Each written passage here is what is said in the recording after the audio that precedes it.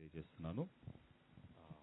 మనము ఇటు రీతిగా నూతన సంవత్సరంలో మొదటి దినాన దేవుని సన్నిధిలో చేరి మనము ప్రభు నామాన్ని ఆరాధించుటకు, అలాగే కొద్దిసేపు మనము వాక్యాన్ని ధ్యానించడానికి దేవుడు ఇచ్చిన సమయాన్ని బట్టి దేవునికి మహిమ చెల్లిస్తున్నాను. వాక్య భాగాల్లోనికి వెళ్ళటానికి ముందు ఇందాక మనము పాడినట్టుగా దేవుడు మన జీవితంలో ఆయన మనం అనుకుంటాము, మనం ప్రార్థన చేస్తాం, మనం ట్రావెలింగ్ చేసేటప్పుడు, ఏదైనా బయటికి వెళ్తున్నప్పుడు అప్పుడు మాత్రమే దేవుడు తోడుగా ఉండాలని అనుకుంటాం. ప్రార్థన చేసి నీ తోడుగా రా ప్రభువా, లేదంటే మాకు ముందుగా వెళ్ళని చెప్పి ప్రార్థన చేస్తాం. ఎందుకో అటువంటి ప్రార్థన అది నాకు సరైనదిగా అనిపిస్తుంది. ఎందుకంటే దేవుడు ఎల్లప్పుడూ మమ్మల్ని కాచి కాపాడే దేవుడు. కేవలం ఆ ట్రావెలింగ్ చేసి వెళ్ళేటప్పుడే, లేదంటే ఆ ట్రైన్లో వెళ్ళేటప్పుడే అప్పుడు మాత్రమే ఆయన కృప వచ్చేసి ట్రావెలింగ్ వెళ్తున్నారు కాబట్టి కాపుదల ఉంచి తర్వాత పక్కకి వెళ్ళిపోయి అలా ఉండదు. దేవుడు నిరంతరము ఆయన కనుదృష్టి మన మీద ఉంచి మనల్ని తన రెక్కలతో భద్రపరిచి ప్రతి పరిస్థితిలో, ప్రతి అపాయమైన పరిస్థితులన్నింటిలో నుంచి కూడా మనకు తెలుసో తెలియదు ఆయన మనం వెళ్తుండగా ఎన్ని ప్రమాదాలలో నుంచి ఆయన తప్పించుండదు కదా, మన కంటికి కనిపించదు. కానీ దేవుడు తన దూతలను మనకు కావలిగా ఉంచి ఆయన పలు విధమైన అపాయములో నుంచి మనం తప్పించిన దేవుడు, మనం కలిగి ఉన్న దేవుడు. ఆమేన్. ఓకే, నా వాక్య భాగాలకు వెళ్ళటానికి ముందుగా ఒక ప్రశ్న మీతో. యేసు ప్రభు వారు ఈ భూమి మీద జీవించినప్పుడు ఆయన చేసిన అద్భుతాలలో అతి శ్రేష్టమైన అద్భుతమైన అద్భుతం ఏంటో మీరు చెప్పగలరా?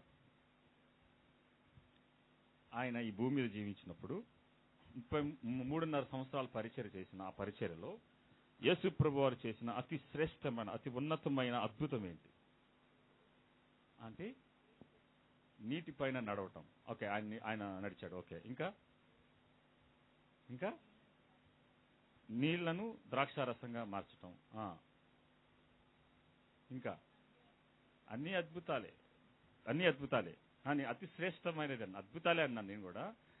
అతి శ్రేష్టమైన అద్భుతం మృతులలో నుంచి లేపటం. అది అతి శ్రేష్టమైన అద్భుతం అని మీరు అనుకుంటారు, కానీ అది కాదు. ఏంటంటే అతి శ్రేష్టమైన అద్భుతం ఏంటంటే ఒక పాపిని అతని నీతిమంతునిగా మార్చి ఆయన ఉంటున్న ఆ పరలోకములో మనల్ని కూడా ఉంచిపెట్టడానికి ఆయన పరలోకాన్ని విడిచిపెట్టి భూమి మీదకి వచ్చాడు. చూసారా, అది శ్రేష్టమైన అద్భుతం. అద్భుతాల్లో కల్లా అద్భుతం ఏంటంటే అది శ్రేష్టమైనది. అసలు మానవుడి జీవితంలో ఒక పాపిని పరిశుద్ధునిగా చేసి నీతిమంతునిగా మార్చి మరలా లేపి మహిమ శరీరాన్ని ధరింపచేసి నిత్యత్వంలో ఉంచుకుంటున్నాడు. చూసారా, అది శ్రేష్టమైన అద్భుతం. ఒకవేళ మరణించిన వాడిని ఆయన తిరిగి లేపాడు, కరెక్టే. ఆ మరణించిన వాడు లేచిన వాడు మరలా చనిపోతాడు కదా, ఖచ్చితంగా మా శరీరానికి మరణం అనేది వస్తుంది ఏదో ఒక రోజున. కానీ ఎవరైతే తిరిగి జన్మిస్తారో, నూతన సృష్టిగా మార్చబడి తిరిగి జన్మించిన వారికి నిత్యము జీవమే ఉంటుంది తప్పితే ఆ ఆత్మకు మరణం అనేది ఉండదు. సో మీరు ఎవరైనా అడిగితే అద్భుతాల్లో కల్లా అతి శ్రేష్టమైన అద్భుతం అనేది ఉందంటే భూమి మీద దేవుడు చేసింది, మనిషి పాపిగా ఉన్న మనిషిని దేవుడు తిరిగి జన్మింపచేసి తానుండే స్థలములో ఆ పరలోకంలో ఉంచుకోవడం అనేది మీరు ఎవరైనా అడిగిన వారికి చెప్పవలసిందిగా ప్రభు పేట మీకు మనవి చేస్తున్నాను. ఆమేన్. సో మనం వాక్య భాగంలోకి వెళ్దాం. నేను ఎక్కువసేపు మీతో మాట్లాడటానికి నేను ఇష్టపడలేదు. ఒక 25 నిమిషాలు నా ముందు, ఇప్పుడు సమయం 7:25 అయింది. ఒక 25 నిమిషాల్లో మనం వాక్య భాగాన్ని మనం ముగించుకోబోతున్నాం. నేను ముగింపు సమయాన్ని ముందే చెప్తున్నాను, ఎందుకంటే తద్వారా మీరు అటెంటివ్గా నా వాక్యాన్ని వింటారండి. సో నా వాక్యాన్ని చాలా అచంచలంగా మీరు వాక్యాన్ని వినటానికి మీరు మీ హృదయాలను, మీ చెవులను, మీ మనసులను సిద్ధపరచుకోవాల్సిందిగా మనం చేస్తున్నాను. ఓకే, మీకందరికీ గడిచిన రాత్రి మీకు నేను దేవుని వాక్యంతో కూడిన గ్రీటింగ్ కార్డ్ని నేను మీకు ఇచ్చాను. అది వాగ్దానం కార్డు కాదు, అది ఒక గ్రీటింగ్ కార్డ్. దాని మీద ఒక వచనాన్ని నేను రాశాను. అపోస్తుల కార్యము 2వ అధ్యాయం 42వ వచనంలో ఉన్న మాటని నేను రాశాను. చదువుతున్నాను, అందరం తీద్దాం. అపోస్తుల కార్యములు 2వ అధ్యాయము 42వ వచనం. వీరు అపోస్తుల బోధయందును సహవాసమందును రొట్టె విరుచుటయందును ప్రార్థన చేయుటయందును ఎడతెగక ఉండిరి. వీరు అంటే ఎవరైతే పైన రాయబడిన 41వ వచనంలో ఏమని ఉంటుందంటే 3,000 మంది మార్చబడ్డారు, దేవుని సన్నిధిలోనికి, దేవుని రాజ్యంలోనికి చేర్చబడ్డారు. అలాగే సంఘం అంతా శిష్యులందరూ కలిసి ఏం చేస్తున్నారంటే వీరందరూ అపోస్తుల బోధ యందును సహవాసమందును రొట్టె విరుచుట యందును ప్రార్థన చేయుట యందును వీరందరూ అంటే ఏం చేస్తున్నారంట, ఎడతెగక ఉండిరి, అంటే మానక ఉండిరి, విసుకక ఉండిరి, దిగులు చెందక, లేదంటే దానిని చేయకుండా ఉండలేకపోయారంట. ఈ 4 విషయాల్ని మనము ఈ నూతనమైన సంవత్సరంలో మన జీవితంలో కూడా ఈ 4 అంశాలను మనం ఎడతెగక మానక మనము మన జీవితంలో చేయటానికి తీర్మానం చేసుకుని దాని ఒక విజన్ గా మన జీవితంలో ఈ సంవత్సరంలో నేను దేవుని వాక్యంలో రాయబడిన ఈ 4 అంశాల విషయంలో నన్ను నేను పునః ప్రతిష్ఠించుకుంటూ తీర్మానం చేసుకుంటూ మనం ఏం చేయబోతున్నామంటే ఈ 4 అంశాలు, ఈ 4 అంశాలను నేను రాబోయే వారాల్లో నేను వీటి గురించి ఒక్కొక్క దాని గురించి నేను మీతో మాట్లాడతాను. అది ఏంటనేది ఇప్పుడు ఇందాక ఆంటీ మనకి 1వ కీర్తన మొదటి అధ్యాయంలో చదివింది. మొదటి అధ్యాయం అక్కడ రాయబడి ఉంటుంది, దుష్టుల ఆలోచన చెప్పున పాపుల మార్గమున నిలువక, అపహాసకులు చోటున కూర్చునక. ఈ మూడిట్లో ఈ మొదటి వచనంలో ఏం తెలియజేస్తుందంటే, ఒక వ్యక్తి తన దైనందిన జీవితంలో చేసే 3 పనులు చెప్తుంది. ఏం చేస్తున్నారు? నిలువక, కూర్చోక, ఇంకోటి నడువక. నించోవటం, నడవటం, కూర్చోవటం, ఈ 3 రోజు చేస్తాం కదా మనం. ఇప్పుడు మీరందరూ ఏం చేశారు? కూర్చున్నా, నేను నంచున్నా. సో మనం మన శరీరంలో ఉన్న బరువును తగ్గించుకోవడానికి నడుస్తాం. సో ఈ 3 చేస్తాం. ఈ 3 చేసేవి దుష్టులు కూడా చేస్తూ ఉంటారు, పాపులు చేస్తూ ఉంటారు. కానీ వారి మార్గములలో మనం ఏం చేయకూడదంట, నిలవకూడదు, నడవకూడదు, కూర్చోకూడదు. కానీ దేవుని వాక్యం ఏం చెప్తుంది? అలా చేయకుండా ఏం చేయాలంట, యెహోవా ధర్మశాస్త్రమునందు ఆనందించుచు దివారాత్రము దానిని ధ్యానించమని కోరుతున్నాడు. ఇక్కడ ఆ మొదటి వచనాన్ని ఎందుకు రాశాడంటే, మనము ఆ 3 ఎక్కడ చేయాలంటే ఈ వాక్యం దగ్గర చేయాలి. మనం నించున్నప్పుడు మనం దేవుని వాక్యం గురించి మాట్లాడాలి. మనం కూర్చున్నప్పుడు దేవుని వాక్యం గురించి ధ్యానం చేయాలి. మనం నడుస్తున్నప్పుడు కూడా దేవుని వాక్యం గురించి మనము మాట్లాడుకోవాలి అని ఉద్దేశం చెప్తూ, అక్కడ నించోకూడదు, అక్కడ కూర్చోకూడదు, అలా నడవకూడదు. కానీ మనం ఏం చేయాలంటే దివారాత్రము, అంటే దీంట్లో కూడా ఏముంటాయి, మనం నడుస్తాము, నించుంటాము, కూర్చుంటాం. సో కూర్చున్న ప్రతిసారి నీ తోటి విశ్వాసులతో, లేదంటే నీ తోటి వారితో, నీ స్నేహితులతో కూర్చున్నప్పుడు మనము సంభాషించవలసిన, మనము మాట్లాడాల్సింది ఏదైనా ఉందయా అంటే ఈ లోక సంబంధమైన వార్తలు అవి కాదు. దేవుని వాక్యాన్ని మనం ఏం చేయాలంటే దాని గురించి ధ్యానం చేయాలి. మనం వాటి గురించి సంభాషణ చేయాలి. వాటిని గురించి మనం మరింత లోతుగా మనం మాట్లాడాలి. ఈ సంవత్సరం అంతట్లో, ఈ దినం మొదలుకొని మనకు దేవుడు మొదటకి ఇచ్చినట్టుగా మనము దివారాత్రము ఏం చేయబోతున్నాం, దాన్ని, ఈ కీర్తని వాక్యాన్ని మనము ధ్యానించేవారుగా ఉండాలి. సో నేను మీకు ఇక్కడ నిలబడింది దేనికంటే, నేను మీ ఆత్మలకు కాపరిగా నన్ను మీరు ఎంచుకున్నందుకు, దేవుడు నన్ను ఇక్కడ ఉంచినందుకు, మిమ్మల్ని ఖచ్చితంగా పచ్చిక గల చోట్లకి, శాంతికరమైన జలములకి నడిపిస్తాననే మంచి విశ్వాసం నాకుంది. నన్ను నమ్మండి.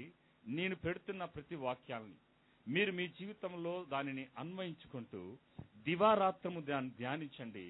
దాని కింద రాయబడిన ఆశీర్వాదాలు మీరు పొందుకోనండి. ఆమేన్.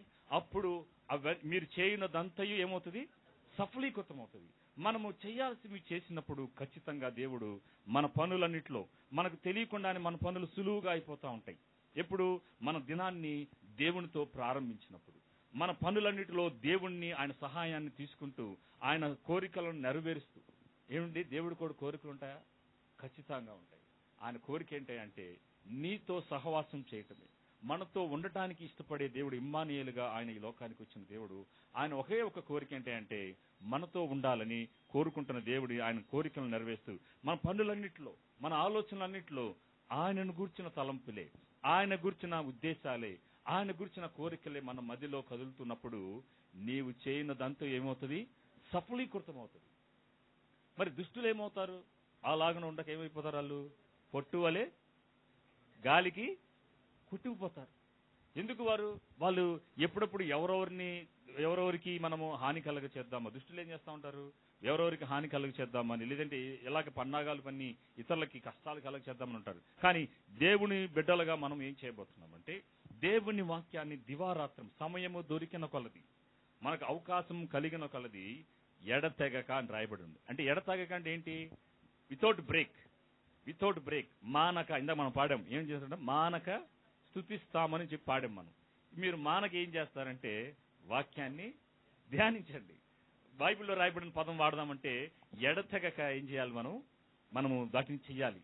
సో మనము దేవుని వాటలను నాకు ఏంటంటే మన శరీరంలో ఒక పోరాటం అనేది జరుగుతూ ఉంటుంది, మన ఆత్మకు, మన శరీర పురుషునికి. ఈ శరీర పురుషుడు ఎప్పుడు ఏం చేస్తూ ఉంటాడంటే ఇహలోక సంబంధమైన విషయాల మీద అధికంగా మనసుంచి, వాటి మీద ధ్యానం ఉంచి, దేవుని సంబంధమైన విషయాల మీద అధికంగా మనసు ఉంచనివ్వకుండా అటువైపు మన ప్రాణాన్ని, మన ఆలోచనలను అది ఏం చేస్తూ ఉంటుంది? లాగుతూ ఉంటుంది, మరింతగా లాగుతూ ఉంటుంది. వీటి మీద మనసు ఉంచనివ్వదు. ఒక దైవికమైన భక్తి కలిగిన జీవితాన్ని చేయనీయకుండా మన శరీరంలో ఈ రెండు పోరాటాలు జరుగుతూ ఉంటాయి. జరుగుతున్నాయా మీ జీవితంలో? నా జీవితంలో అయితే జరుగుతున్నాయి. ఎంత చెట్టుకి అంత గాలి ఉంటుంది. సో మనము మన జీవితాల్లో ఈ వాక్యాన్ని చదివే విషయంలో ఒకవేళ దివారాత్రం ధ్యానించమన్నారు, సో వేకుజామునే లేచారు, మీకు నిద్ర వస్తుంది, అప్పుడు ఏం చేయాలి? మొహం కడుక్కొని లేదా బ్రష్ చేసేసుకొని వెళ్ళి వాక్యం చదవటానికి, మనం యాక్టివ్గా ఉండడానికి, అవసరమైతే ఒక కప్పు కాఫీ తాగుతూ దేవుని వాక్యాన్ని ధ్యానించడానికి మనం శతవిధాలా ప్రయత్నం చేయాలి.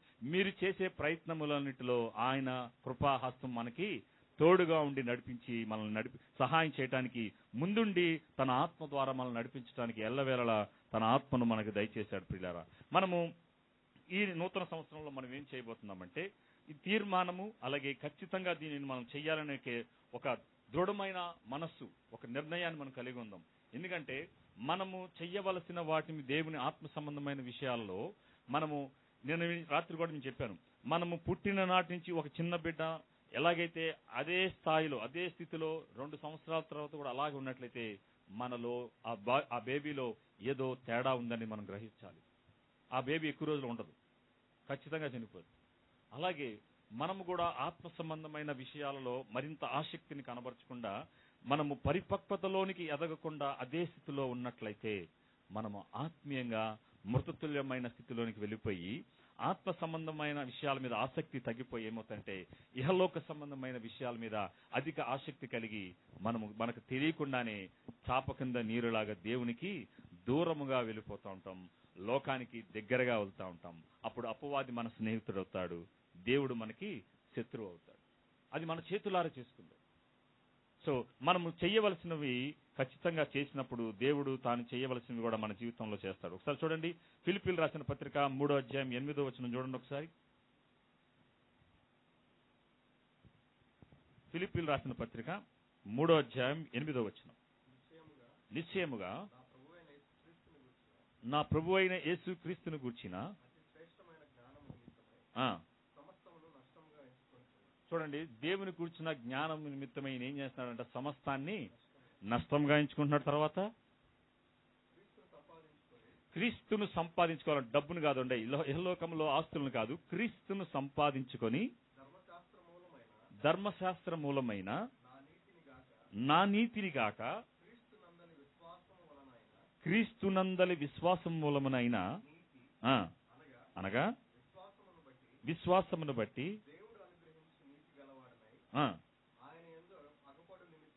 ఆయన యందు అగపడు నిమిత్తమును ఏ విధము చేతనైనను మృతులలో నుండి నాకు పునరుద్ధానము కలగవలనని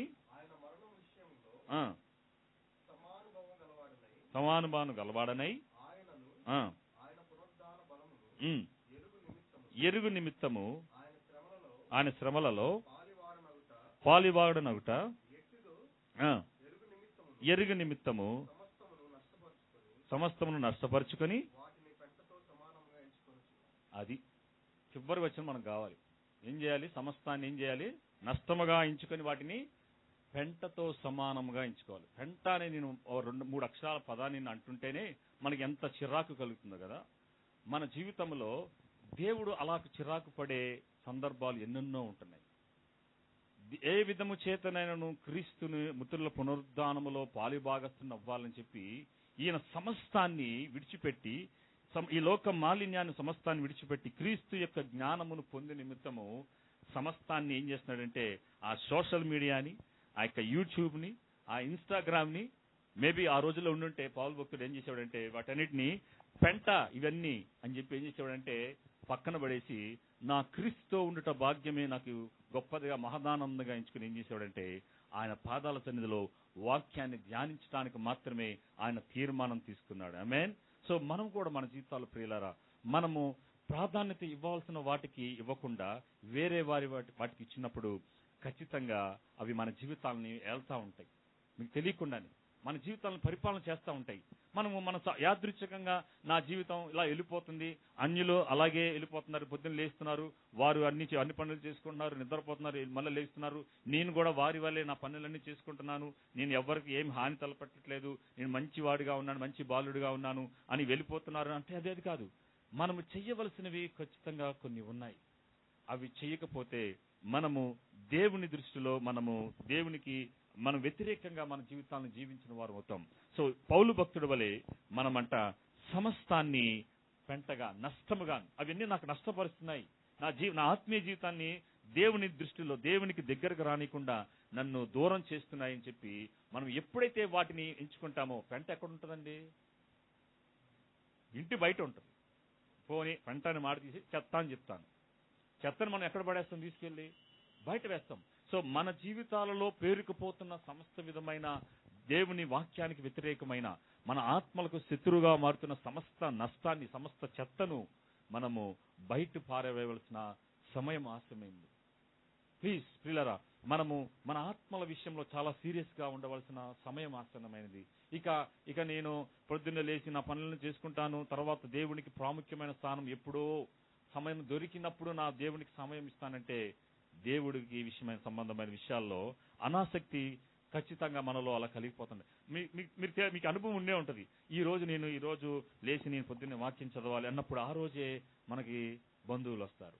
నేను ఈ రోజు చర్చికి వెళ్ళాలన్నప్పుడు ఆ రోజే మన ఇంటికి స్నేహితులు వస్తారు, వారికి అన్ని చేసి పెట్టడానికి, లేదంటే వారితో కలిసి బయటికి వెళ్ళాలని, ఎక్కడికి వెళ్ళాలని చెప్పి ఇలా రకరకాల మనకి వ్యతిరేకమైన పరిస్థితులు వచ్చినప్పుడు అప్పుడు నువ్వు తీసుకునే నిర్ణయమే నీలో అసలు సిసలైన ఆత్మీయ వ్యక్తిత్వం అనేది నీలో నుంచి బయటకు వస్తుంది ప్రియులారా. ఆమేన్. సో మనము మన దేవునికి ఇస్తున్న ప్రాధాన్యతలో నీ ఆత్మీయత ఏంటో మనకు తెలియజేస్తుంది. మన ఆత్మ సంబంధమైన విషయాలలో మనము దేవుణ్ణి ఎక్కడ ఉంచుతున్నాము, మన దైనందిన జీవితాల్లో ఆయనని ఎక్కడ ఉంచుతున్నాము. చాలా మంది క్రైస్తవులు ఎక్కడ ఉంచారు తెలుసా? యేసుప్రభు వారిని సిలువేసి మేకులతో కొట్టి అక్కడే ఉంచారు. అందుకనే చాలా మంది ఇళ్లలో యేసుప్రభు శిలువ మీద ఏలాడుతూ ఉంటారు. వాళ్ళ హృదయాలలో ఉన్నాడు, శిలువ మీద ఏలాడుతున్నాడు. ఇంకా ఆయన మన జీవితాలు, మన హృదయాలను ఏలటానికి ఆయన వచ్చాడు. మన జీవితాల్లో ఆయన ఉండాలని ఆశపడుతున్నాడు. ఈ నూతన సంవత్సరంలో పిల్లలు ప్రతి ఒక్కరు మనమందరము ఈ చెప్పబడిన ఈ అపోస్తల కార్యంలో రాయబడిన వాటన్నిటి 4 అంశాలని అపోస్తల బోధ యందును, సహవాసమందును, రొట్టె విరుచుట యందును, ప్రార్థన యందును ఎడతెగక మానక విరామము లేకుండా మనము చేయటానికి పూనుకునే వారంగా ఉండాలని ప్రభుపేట మీకు మనవి చేస్తున్నాను. చూడండి, మత్తయి సువార్త 10వ అధ్యాయం 37వ వచనం చూడండి ఒకసారి. ఒక దైవిక జీవితం కలిగిన వ్యక్తులు చేసే విధానాన్ని మనకి ఈ వాక్యం తెలియజేస్తుంది. చూడండి ఒకసారి.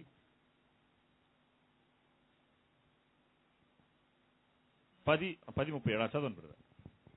10:37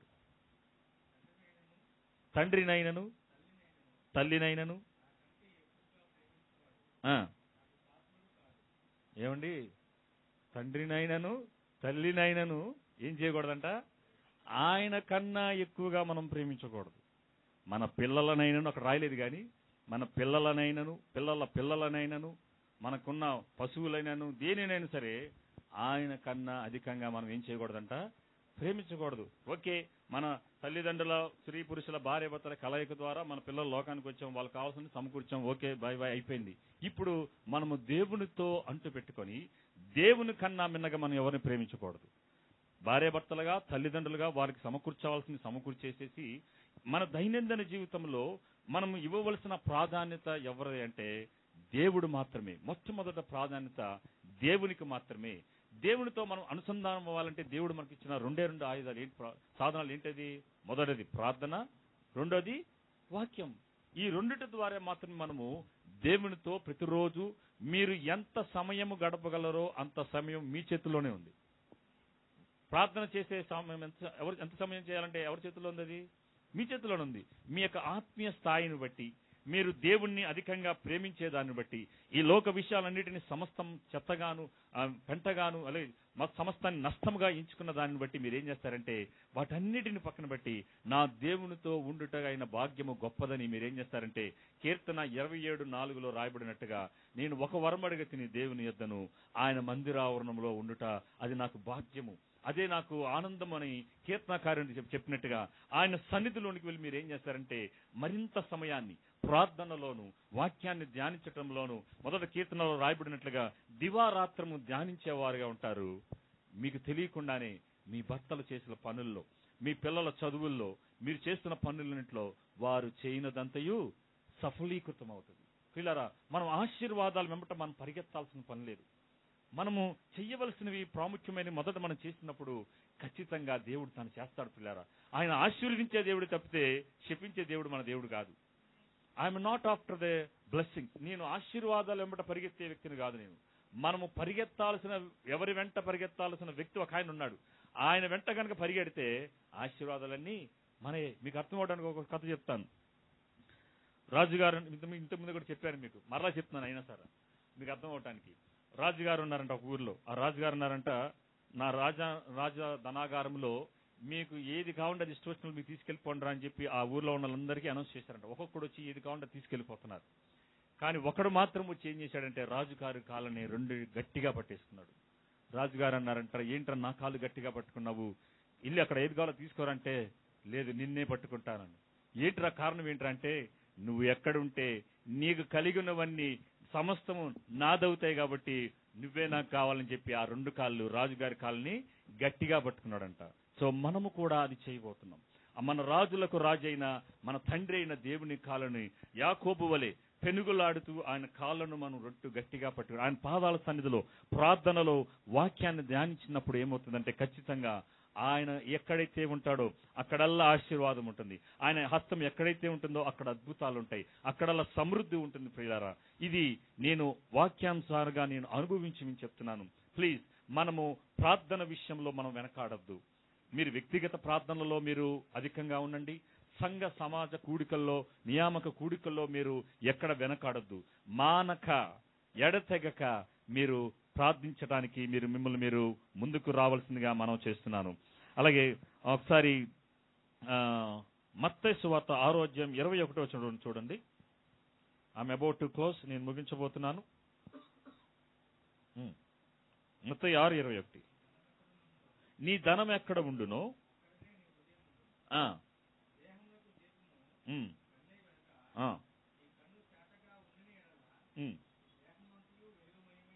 చాలు పెడతారు. మన ధనం ఎక్కడ ఉంటుందో మన హృదయం కూడా అక్కడ ఉంటుందంట. సో మనము ఇహలోక సంబంధమైన వాటి విషయాల్లో కాకుండా మన దేవుని సంబంధమైన విషయాల్లో మన హృదయాన్ని గనక అధికంగా వాటి మీద ఉంచుకున్నట్లయితే మన హృదయం కూడా ఎక్కడ ఉంటుంది? అక్కడ ఉంటుంది.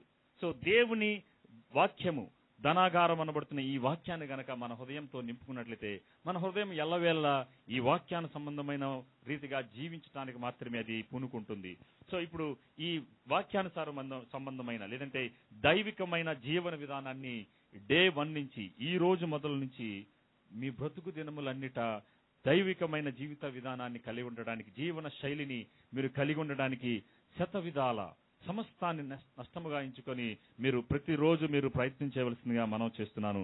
మనం చూసినట్లయితే మీ జీవితంలో మొట్టమొదటి సమయాన్ని, మొదటి దినాన్ని, మొదటి గడియను, అలాగే మీరు అందరికన్నా అన్నిటికన్నా మిన్న మొదటగా దేవునికి స్థానం ఇవ్వండి మీ జీవితాలలో. ప్లీజ్, డే 1 నుంచి ఈ రోజు మొదలుకొని మీ జీవితాలలో మొదటి గడియ, అలాగే మీరు చేస్తున్న పనులలో దేవునికే మొదట ప్రాధాన్యత ఇవ్వండి. అందరికన్నా అన్నిటికన్నా మిన్నగా దేవుణ్ణే ప్రాముఖ్యంగా ఆయనని ఘనంగా ఇచ్చి ఆయనకి స్థానం ఇవ్వాల్సిందిగా మనం చేస్తున్నాను. ఇప్పుడు ఒక వ్యక్తి దైవిక సంబంధమైన వ్యక్తిగా ఉండే వ్యక్తి ఎలా ఉంటాడంటే, when you are a devoted to god, నువ్వు దేవునికి దైవ సంబంధమైన విషయాల మీద మనసుంచే వ్యక్తిగా ఉన్నట్లయితే నువ్వేం చేస్తావంటే నీలో నుంచి అధికమైన వెలుగు నీలో నుంచి, అంటే వెలుగు సంబంధి వలె ఇతరులకు నువ్వు వెలుగును పంచేవాడిగా ఉంటావు. ఇతరుల జీవితంలో ఉన్న చీకటిని పారదోలే వ్యక్తిగా నువ్వు ఉంటావు. రెండోది, నువ్వు పూర్తిగా నువ్వేం చేస్తావంటే నీ జీవితాన్ని దేవుడి చుట్టే నీ ఆలోచనలు తిరుగుతూ ఉంటాయి. దైవిక సంబంధమైన విషయాల మీదే నీ ఆలోచనలు తిరుగుతూ ఉంటాయి. ఎటుపోయి ఎటు వెళ్ళొచ్చినా దేవుని గురించిన ఆలోచనలే, వాక్యానుసారమైన ఆలోచనలే నీ మదిలో మెదులుతూ ఉంటాయి. అలాగే నువ్వు బైబిల్ చదవటానికి ఎప్పుడెప్పుడు దేవుని వాక్యాన్ని చదవాలని, ఎప్పుడెప్పుడు నేను ప్రార్థన చేయాలని నీ ఆత్మ, నీ లోపల ఉన్న అంతరంగ పురుషుడు తహతహలాడుతూ ఉంటాడు, వెంపర్లాడుతూ ఉంటాడు. ఇది ఒక దైవికమైన భక్తి జీవితాన్ని కలిగిన వ్యక్తిలో కలిగే ప్రేరణలు ప్రియులరా. సో ఇవి మీలో ఉన్నాయో లేదో ఒకసారి సరి చేసుకోండి, చూసుకోండి ఒకసారి. అలాగే నువ్వు లేచిన వెంటనే దేవుడు మీ జీవితంలో, మీ మనస్సులో, మీ హృదయాలలో ఆయన ఎంత పరిశుద్ధాత్మ దేవుడు మృదు స్వభావం కలిగి మీ హృదయాలలో మాట్లాడుతూ ఉంటాడు. ప్రార్థన చెయ్యి, లేదంటే వాక్యాన్ని చదువు. ఈ రోజు నువ్వు వాక్యం చదివావా అని నీలో కొన్ని ప్రశ్నలు నీలో మెదులుతూ ఉంటాయి. ఎప్పుడైతే మనం అనుదినం ఇది చేస్తూ ఉంటామో మెల్లనైన స్వరంతో పరిశుద్ధాత్మ దేవుడు మనతో మాట్లాడుతూ ఉంటాడు. ప్లీజ్, ఆయన స్వరాన్ని మనం ఎవరు చెవిని పెట్టని వారిగా ఉండాలని పరువుపేట మీకు మనం చేస్తున్నాను. అలాగే ప్రతి దినమంతా మనము ఆయన గురించిన ఆలోచనలే మనం కలిగి ఉంటాం. ఒకవేళ చెడ్డ పాటలు వినబడతాయి, వినిన వెంటనే మనం ఏమవుతాం, ఇటువంటి పాటలు పెట్టారేంటని మనలో నుంచి అటువంటి ఆత్మ సంబంధమైన దేవునికి అయిష్టమైనవి ఏదో మనకు కూడా అయిష్టంగా అనిపిస్తాయి. దేవునికి ఇష్టమైనవి మన జీవితాల్లో కూడా ఇష్టంగానే అనిపించాలి. అప్పుడే నువ్వు ఖచ్చితంగా దేవుని దైవిక సంబంధమైన వ్యక్తిగా ఉన్నావు. అలా కాకుండా లోకములో అయిష్టమైనవి దేవునికి మనకి ఇష్టంగా ఉన్నట్లయితే ఎక్కడో తేడా కొడుతుంది.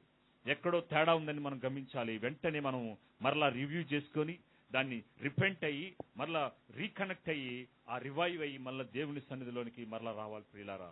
ప్లీజ్, చివరిగా ద్వితీయోపదేశ కాండం 28వ అధ్యాయం 1 నుంచి 3 వరకు ఉన్న వచనాలు చూసి మనం ముగించుకుందాం. I have 2 minutes more.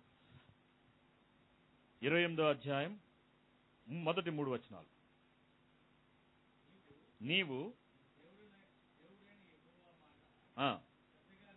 నీవు అంటే ఇక్కడ చెప్పిన ప్రతి ఒక్కరు మీరు చెప్పుకోండి. నేను దేవుడైన యెహోవా మాట శ్రద్ధగా విని నేడు ఆయన ఆజ్ఞలన్నిటినీ అనుసరించి నడుచుకొనిన ఎడల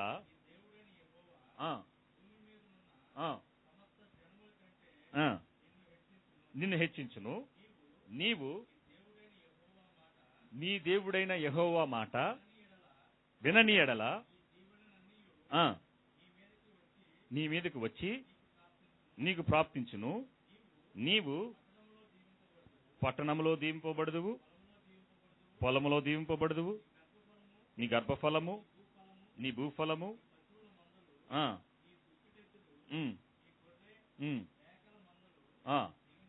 దీవింపబడును. చాలు బ్రదర్. ఇక్కడ ఏం రాయబడుతుందంటే, మనం ఎప్పుడైతే ఆయన ధర్మశాస్త్రం ప్రకారం మనం జీవించినప్పుడు ఆ ఆశీర్వాదాలన్నీ మన మీదకి వస్తాయని చెప్పారు. అంతే కదా? అంతేగాని ఈ ఆశీర్వాదాలు ముందు వెళ్ళమని రాయబడిందా? నో. మనము ధర్మశాస్త్రాన్ని వాటి అనుసరించి వాటి ప్రకారం చేయనప్పుడు అప్పుడు ఆ ఆశీర్వాదాలన్నీ మన మీదకి వస్తాయని దేవుని వాక్యము మరి తేటగా మనకు తెలియజేస్తుంది ప్రియులారా. మనం చూసినట్లయితే ఈ వాక్యంలో రాయబడినట్టుగా ద్వితీయోపదేశ కాండం 6వ అధ్యాయం, అదే పుస్తకంలో 6వ అధ్యాయం 6 నుంచి ఉన్న 3 వచనాలు 8 వరకు ఉన్న వచనాలు ఒకసారి చదవండి బ్రదర్. నేడు నీకు ఆజ్ఞాపించు. ఎక్కడ ఉండాలంట? హృదయములో ఉండాలి. నీవు నీ కుమారులకు వాటిని అభ్యసింపచేసి, చూడండి, నీ ఇంట కూర్చుండునప్పుడును, త్రోవను నడుచున్నప్పుడును, పండుకొనున్నప్పుడును, లేచినప్పుడును మాట్లాడాలి. చూడండి, అక్కడే మొదటి కీర్తనలో 3 రాశారు. ఏంటి? నించోవటం, నడవటం, కూర్చోవటం. ఇక్కడ ఏం రాశాడు? పనుకున్నప్పుడు, లేచినప్పుడు, కూర్చున్నప్పుడు వారితో మాట్లాడాల్సిన విషయాలు ఏంటయ్యా అంటే దేవుని వాక్యమే. ఇంక వేరే ఏది మాట్లాడకూడదు. ఏది ఎక్కువ మాట్లాడినా ఏమిటంటే సమస్తము చెత్త గురించి మనం మాట్లాడినట్టే. సో మనము దైవికమైన ఇళ్లలో యెహోవాను గూర్చిన మన సునాదము, దేవుని గూర్చిన సునాదము నీతిమంతుల గుడారములో వినబడుతూ ఉండాలి. దేవుని వాక్యం తెలియజేస్తుంది. మన గుడారాలలో ఏం వినిపించాలంటే దేవుని వాక్యము వినబడుతూ ఉండాలి. శరీరం అనే ఈ గుడారంలో మనం నివాసం చేస్తున్న ఆ ఇంటిలో కూడా ఏం చేయాలంటే యెహోవాను గూర్చిన సునాదము, అలాగే ఆయన చేత రచించబడిన ఈ వాక్యము నిరంతరం మనం ధ్యానం చేస్తూ దివారాత్రము పడుకున్నప్పుడు, లేచినప్పుడు, కూర్చున్నప్పుడు, నడుస్తున్నప్పుడు దీని గురించే నీ పిల్లలతో మాట్లాడాలి. సినిమాల గురించి కాదు, నాటికల గురించి కాదు, వాటి గురించి కాదు మనం మాట్లాడాల్సింది వాక్యమును గురించి. వాక్యం ఏం చెప్తుందో మన పిల్లలకి మన హృదయంలో కలిగి ఉండాలి. దానిని మన పిల్లలకి నేర్పించి వాటి గురించి మాట్లాడాలని ఈ వాక్యం మనకు తెలియజేస్తుంది. కాబట్టి పిల్లలు మనమందరం తలలో ఉంచి కాలు మూసుకుని మనం ప్రార్థన చేసుకుందాం. ప్రతి ఒక్కరూ ఈ రాత్రి కాలమందు ఈ నూతన సంవత్సరంలో మొదటి దినాన మనమందరము ఆయన సన్నిధిలో చేరి ఆరాధించుట కూడొచ్చిన మనమందరము ఒక తీర్మానం తీసుకుని ఇక్కడి నుంచి బయలుదేరి వెళ్దాం. ఈ 4 చేయటానికి మానక, ఎడతెగక, నిరంతరాయముగా ఆయన సన్నిధిలో మనము అపోస్తలుల బోధ యందును, సహవాసమందును, రొట్టె విరిచుట యందును, ప్రార్థన యందును మనం ఎడతెగక ఉండటానికి మీరు శతవిధాల మీరు ప్రయత్నం చేయండి ప్లీజ్. మన ప్రభు వారు ఏ క్షణంలో అయినా, నిన్న మనం చూసాం, అనుకోనని గడియలో ఆయన రాబోతున్నాడు. కాబట్టి మనం సిద్ధంగా ఉండాలి. ఎలాగ సిద్ధపడతాం? మనం సరి చేసుకుంటూ, సరి చూసుకుంటూ ఆయనతో కనెక్ట్ అవుదాం ప్లీజ్. వాక్యమే జీవాహారం ప్లీజ్. ఈ రోజు నుంచి, ఈ దినం మొదలుకొని ఇక్కడి నుంచి వెళ్ళిన తర్వాత మీరు ప్రారంభించండి, మీ ఆత్మీయ యాత్రను ప్రారంభించండి. ఆ ఆత్మీయ యాత్రను ప్రారంభించడానికి మీకు మీరు సిద్ధపడి వెళ్ళండి పిల్లారా. మీకు కొంత 2 నిమిషాలు టైం ఇస్తున్నాను. Please check yourself and reconnect and revive yourself before God.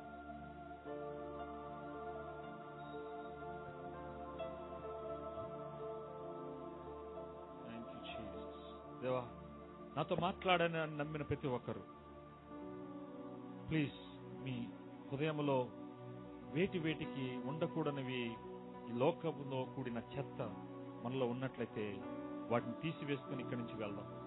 మళ్ళీ అదే చెత్తను మీరు మోసుకుని వెళ్తే the dustbin will be throne out. ఆ చెత్త బుట్టను బయట పారివేయాల్సిన సమయం ఒకటి రాబోతుంది. ప్లీజ్ ప్రియులారా, దయచేసి మిమ్మల్ని బతిమాలుతున్నాను. ఆత్మ సంబంధమైన విషయాల్లో మీరు ఎక్కడ నిర్లక్ష్యం గాని, అలక్ష్యం గాని, మీరు బద్ధకస్తులుగా గాని ఉండొద్దని మిమ్మల్ని ప్రభుపేట మీకు మనవి చేస్తున్నాను. ప్రార్థించండి, స్తుతించండి, వాక్యాన్ని ధ్యానించండి.